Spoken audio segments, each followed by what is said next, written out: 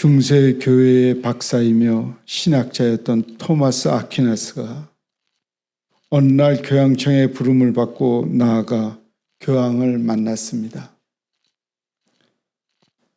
교황과 대화를 나누는 가운데 마침 세계 각국으로부터 오는 수많은 금은 보화를 가득 실은 마차가 교황청으로 들어오고 있었습니다. 그때 교황은 자랑스럽게 아퀴나스에게 말했습니다. 보십시오, 아퀴나스 박사. 초대교황이었던 베드로 사도는 금과 은은 내게 없거니와 라고 말했지만 이제 우리는 금과 은은 저렇게 풍성하게 가졌습니다. 세계 각국에서 보내오는 저 금은 보화를 보십시오. 이 놀라운 건물과 장식을 보십시오. 그때 아퀴나스는 교황에게 그렇게 말했습니다. 초대교회는 은과 금은 내게 없거니와 내게 있는 것으로 내게 주노니 곧 나사렛 예수 그리스도의 이름으로 걸으라를 명할 수 있는 확실한 나사렛 예수 그리스도의 이름을 가지고 있습니다. 우리는 참으로 아름다운 하나님의 교회를 지었습니다. 금은 기둥으로 만들었고 대리석으로 바닥을 꾸몄습니다. 실로 엄청난 하나님의 교회입니다. 우리는 땅도 많이 가지고 있습니다. 많은 건물도 가지고 있고 사람들도 많아졌습니다. 이제 은과 금은 우리에게 아주 많이 있습니다. 그러나 초대교회가 가졌던 나사렛 예수 그리스도의 이름의 능력은 우리에게 없습니다.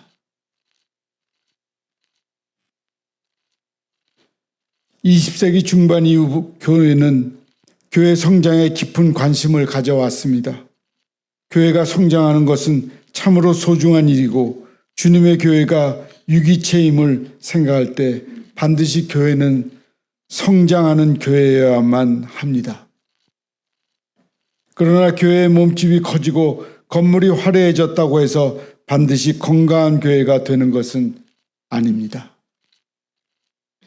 우리가 추구하는 것은 살찐 교회가 아니라 주님이 이 땅에 세우기를 원하셨던 교회, 하나님이 기뻐하실 그런 교회, 즉 건강한 교회여야 합니다. 한때 작은 것이 아름답다는 책이 출간되어 공업화야 도시화로 대형화되고 복잡해져가는 세계에 귀한 교훈을 준 적이 있습니다. 교회가 반드시 작아야 아름다운 것은 아니지만 또한 역으로 반드시 커야 아름다운 것도 아닙니다. 문제는 그 교회가 성경적으로 바로 서서 그 시대 속에 허락하신 교회의 사명을 성실하게 잘 감당하느냐 하는 점입니다. 중요한 것은 무엇보다도 그 안에 진정한 예수 그리스도의 이름의 능력을 가지고 있느냐로 결정됩니다. 복음의 능력과 영향력 가지고 있느냐로 결정되는 것입니다. 영적인 위기가 어디에서부터 시작됩니까? 교회의 위기가 어디에서 오는 겁니까? 그것은 웅장한 건물이 없어서가 아니고 아름다운 음악을 만드는 파이프 오르간이 없어서도 아니며 아름다운 건물과 편리한 시설을 갖추고 있지 않아서도 아닙니다. 교회의 위기는 예수 그리스도의 이름의 능력이 없는 것이 시작이 됩니다. 예수 그리스도의 이름과 그 능력을 증거하는 것을 그 본질로 삼고 있을 때 교회는 영적 부흥이 일어나고 있었습니다. 성도의 삶도 마찬가지입니다. 예수 그리스도의 이름의 능력, 복음의 능력을 상실하지 않을 때 승리의 삶이 열리게 됩니다. 그 이름의 능력이 무엇입니까? 우리를 죄인이라고 참소하는 사단의 고소를 잠들게 하는 것이 예수님의 이름의 능력입니다. 그 이름을 부르는 자에게 구원을 주시는 놀라운 능력을 가지고 있습니다. 그 이름을 부르는 곳에서 하나님의 자녀로 바뀌게 되는 하늘의 축복이 시작이 됩니다. 이것이 복음의 능력입니다. 고린도 교회는 그러한 복음의 능력과 함께 시작했습니다. 고린도 교회는 복음 안에 담긴 놀라운 은혜의 감격에 모였고 어려운 여건 속에서도 믿음을 지키며 힘있게 성장하는 교회로 세워졌습니다. 그러나 사도 바울이 떠난 이후로 교회는 한참의 분열과 혼란의 시간을 경험했습니다. 그리고 그 여파가 오래 지속되어 교회가 가져야 할 본질적인 내용을 잊어버리고 갈등 가운데 서 있게 되었습니다. 그 결과 그 당시 고린도 사회를 지배했던 세상의 문화가 교회에 들어오게 되었습니다. 세상의 영광스러운 것에 마음과 생각을 빼앗기면서 교회는 깊은 영적 혼란에 사로잡히게 되었습니다.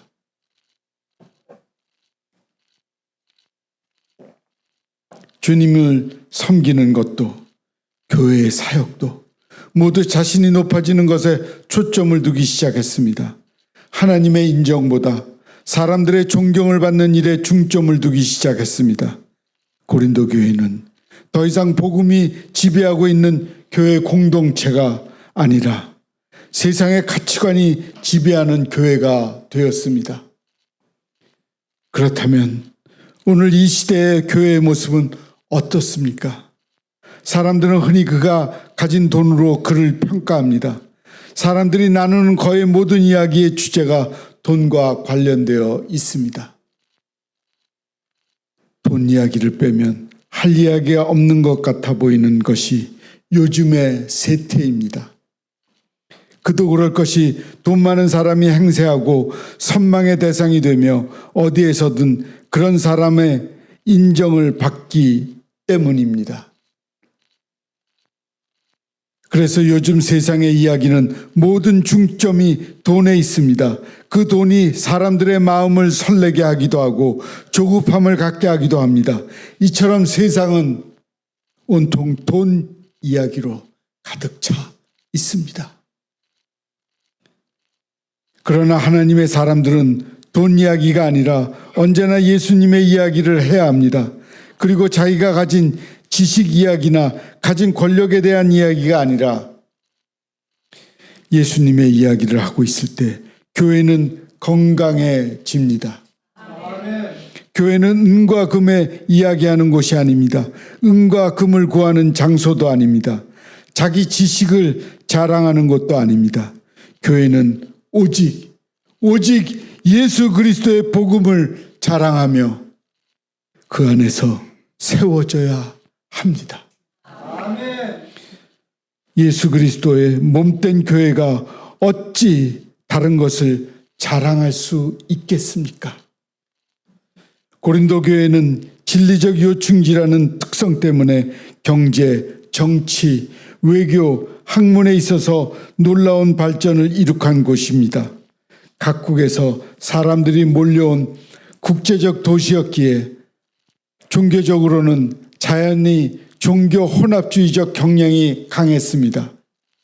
지정학적으로는 교통의 요충지였던 이유로 군사적으로는 상업적으로 번창한 국제적인 상업도시가 되었고 자연히 경제적으로는 부요했습니다.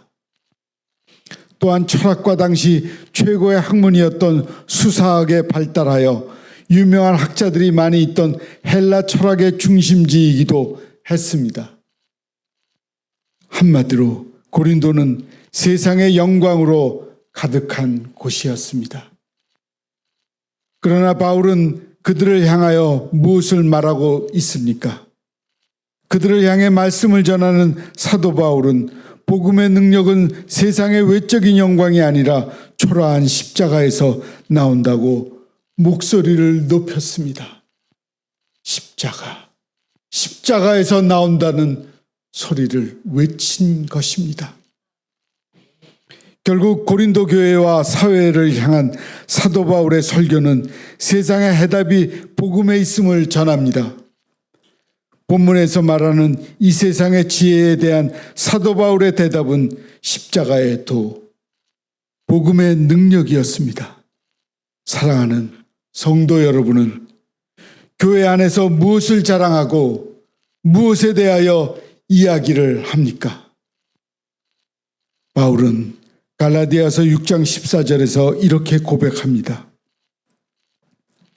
그러나 내게는 우리 주 예수 그리스도의 십자가 외에 결코 자랑할 것이 없으니 그리스도로 말미암아 세상이 나를 대하여 십자가에 못 박히고 내가 또한 세상에 대하여 그러하니라. 우리가 구원받은 것도 하나님의 자녀가 된 것도 십자가를 통한 하나님의 은혜 때문입니다. 예수님의 십자가만이 우리에게 생명을 얻고 담대히 하나님의 보좌로 나아갈 수 있는 능력이 됩니다. 그러므로 우리가 자랑할 수 있는 것, 항상 이야기해야 하는 것은 오직 십자가뿐입니다. 하버드 대학 교수였던 피터림 소로키는 자각의 은혜라는 말을 합니다. 소로키는 문화의 단계를 이상주의, 관념주의, 감각주의 문화로 소개합니다. 이상주의 문화는 영적인 차원을 가장 중요하게 생각하는 문화적 경향이라고 합니다. 그리고 그 뒤에 오는 관념주의 문화는 영적인 차원과 함께 현세적인 가치관이나 필요도 중요하게 생각하는 경향이라고 합니다. 마지막으로 오는 감각주의 문화는 영적인 것은 등하시하고 세상적인 가치를 가장 중요한 것으로 보는 문화라고 말합니다. 그러면서 그는 감각주의 문화로 치닫게 되면 그 문화와 사회는 패망의 길을 걷게 된다고 주장합니다. 하지만 소로키는 그 말에 이어 감각주의의 문화 속에 자각의 은혜를 받은 사람들이 있게 된다면 다시 소생할 수 있다고 합니다. 오늘날 우리 사회는 감각주의 문화의 단계로 치닫고 있습니다. 사람들은 영적인 것보다 세속적인 것에 더 초점을 두고 현세적인 것에만 시선을 두고 살아갑니다. 이러한 때에 한국교회가 깊이 관심을 가져야 할 것은 세상의 감각 문화를 도입하는 것이 아니라 고린도 사회를 향해 십자가의 복음을 전하였던 바울과 같이 자각의 은혜를 전하는 것입니다. 세상의 유행을 따를 것이 아니라 세상이 추구하는 바를 함께 추구하는 것이 아니라 세상이 줄 수 없는 십자가 복음을 전해야 합니다. 사랑하는 성도 여러분, 그리스도인으로 산다는 것은 세상의 방식을 따라 살기를 포기하는 것을 의미합니다. 그리스도인이란 예수 그리스도의 방식으로 살기로 작정한 사람들입니다.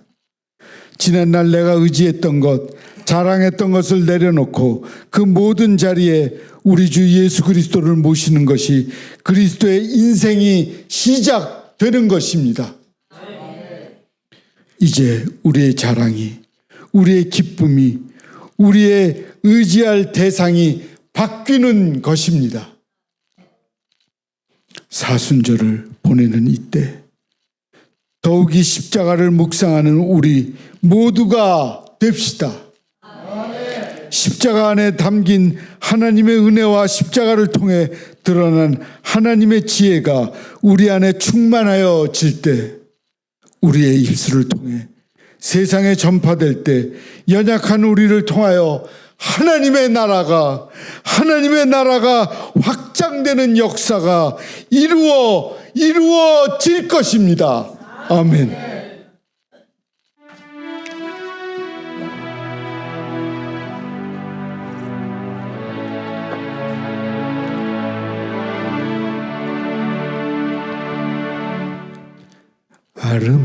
그리웠던 지난 추억들, 사랑했었던 많은 친구들, 멀고도 험한 고난의 길을 나 이제 말없이 주님을 위하여 떠나야지. 수없이 많은 사람들 위해 당신이 바친 고귀한 희생, 영원히 당신과 함께 있고파 사랑의 십자가를 맞이하네. 지난 6월절 저녁 성찬 때 주님과 함께 마시던 핏잔, 그 일이 문득 생각이 나면 어느새 내 뺨에 주르륵 눈물만이 흐릅니다. 수없이 많은 사람들 위해 당신이 바친 고귀한 희생, 영원히 당신과 함께 있고파 사랑의 십자가를 맞이하네. 우리 함께 부르지요. 난 괴로웠어. 풍랑이 일면 난 무서웠어. 하지만 이젠 두렵지 않아. 이 세상 끝까지 주님을 위하여 죽을 텐데. 수없이 많은 사람들 위해 당신이 바친 고귀한 희생, 영원히 당신과 함께 있고파 사랑의 십자가를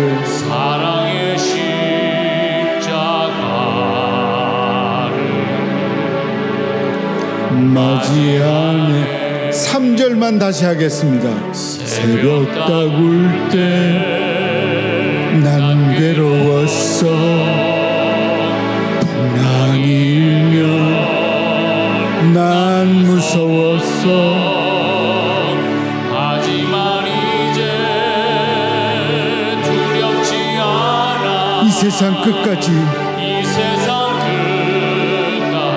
주님을 위하여 죽을 텐데. 수없이 많은 사람들 위해 당신이 바친 고귀한 희생, 영원히 당신과 함께 있고파 사랑의 십자가를